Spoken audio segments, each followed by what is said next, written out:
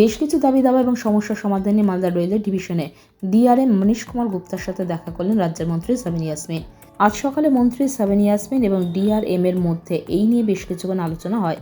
আলোচনা শেষে রাজ্যের মন্ত্রী সাবিনা ইয়াসমিন জানান, মালদার কালিয়াচকের খালতিপুর ফ্লাইওভার তৈরির কাজ কোন অবস্থায় রয়েছে, কতটা এগিয়েছে, কবে থেকে শুরু হবে তা নিয়ে যেমন আলোচনা হয়, ঠিক একই রকমভাবে ইংরেজ বাজারের সাদুল্লাপুর এলাকায় মালদা মোথাবাড়ি রাজ্য সড়কে আন্ডারপাস তৈরির দাবি জানানো হয়। মন্ত্রী আরও জানান, মালদার কালিয়াচকে 3টি ব্লক থেকে বিপুল সংখ্যক মানুষ ব্যবসার সূত্রে কলকাতা যায়। সেক্ষেত্রে তাদের ট্রেন ধরতে হয় ফারাক্কা, না হলে মালদা স্টেশনে আসতে হয়।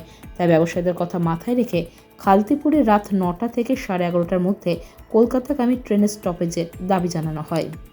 আজকে আমি ডিআরএমের সঙ্গে অফিসিয়ালি টাইম চেয়েছিলাম।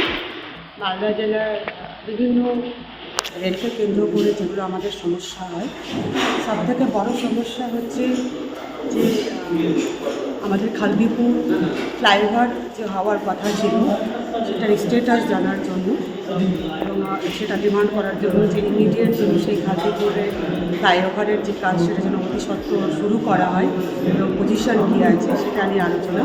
এবং দ্বিতীয় হচ্ছে যে সদুল্লাপুরে বিভিন্ন জায়গায় আন্ডারপাস হয়েছে, কিন্তু সদুল্লাপুরে এখনও আন্ডারপাস হয়নি। তো সেটাও আমি ডিমান্ড করেছি এবং কালকে খুব পজিটিভ আলোচনা হয়েছে। কালকে ওনারা সেটাকে ভিজিট করতে যাবে সদুল্লাপুরে এবং আশা করছি যে কোনো অসুবিধা না হলে সেটা হয়তো আগামী দিনে হবে। এবং 2-3টে ইস্যু যেটা আমি তুলে ধরেছি, যে বিশেষ করে কালিয়াচকে ব্যবসায়ী অনেক স্ট্রং। এখানকার প্রচুর ব্যবসায়ী তারা সারাদিন কাজ করার পর রাত্রিবেলা ট্রেন ধরে কলকাতা যায়। তো সেই জায়গাটাতে তাদেরকে হয় ফারাক্কায় ট্রেন ধরতে হয় কিংবা মালদা টাউনে এসে ট্রেন। তো ওখানে একটা ট্রেন স্টপেজ বিশেষ করে রাত্রে 9টা থেকে 11টার মধ্যে ভালো একটা ট্রেন, এক্সপ্রেস ট্রেন যেন খালতিপুরে স্টপেজ দেওয়া হয় সেটা অনুরোধ করেছে এবং উনি বলেছেন। মনীশজি ডিআরএম বলছে এটা ফিজিবিলিটি চেক করে অবশ্যই এটা করার চেষ্টা করবে, সেটা আমি ডিমান্ড করেছি।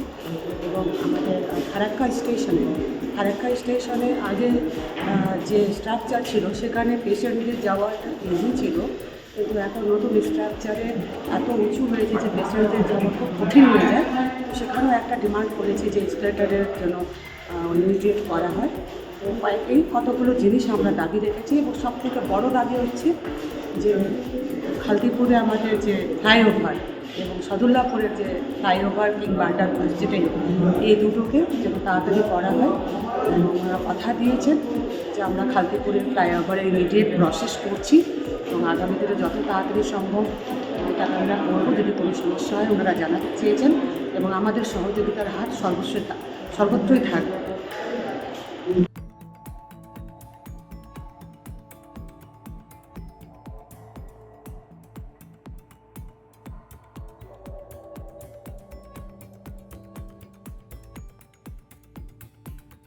Bureau news, Bangla Times.